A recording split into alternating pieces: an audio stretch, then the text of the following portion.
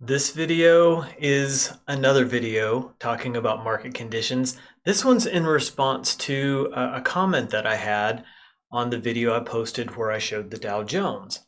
And the discussion after that was that, well, you could do the same thing with egg prices, but it's not time that causes prices to change, it's an event. So in the case of eggs, it's right now, it's the bird flu. And so that's a great point. And so I wanted to clarify, we're not adjusting for time. We're adjusting for those events. We're adjusting for changes in supply and demand. So we're looking right now at the Fed's chart for egg prices. And so you can see right now egg prices are at an incredible high.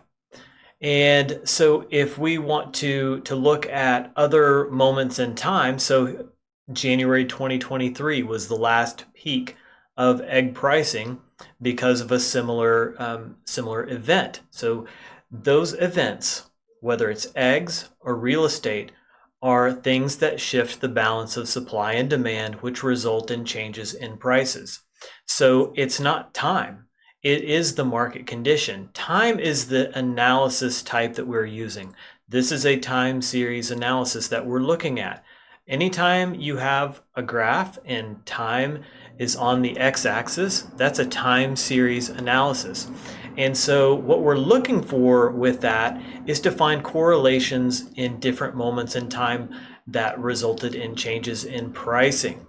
And so if we wanted to predict, okay, what's the price for eggs right now? What's the market value of an egg? If I'm holding a carton of eggs, which I'm not right now, I should have gotten one for this video.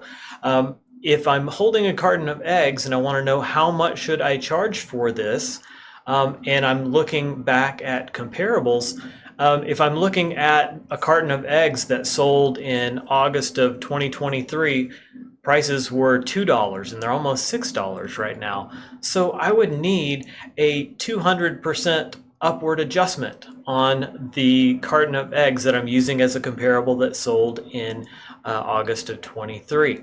So that's the type of analysis that we're looking for. What we need to know, though, is where we are right now.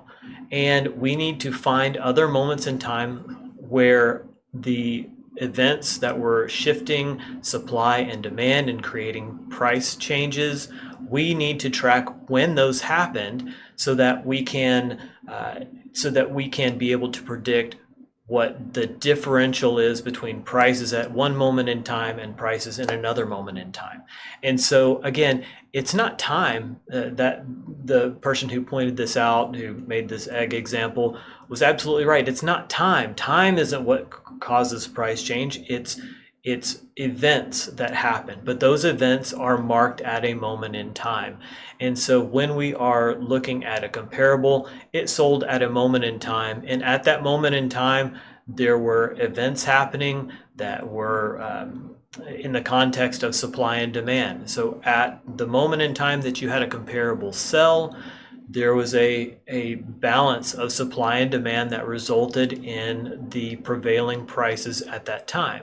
So how are the prevailing prices now different than the prevailing prices at the time of that sale? Again, we're not looking at time, we're just using time in order to mark those differences in market shifts. So absolutely right, we don't make time adjustments.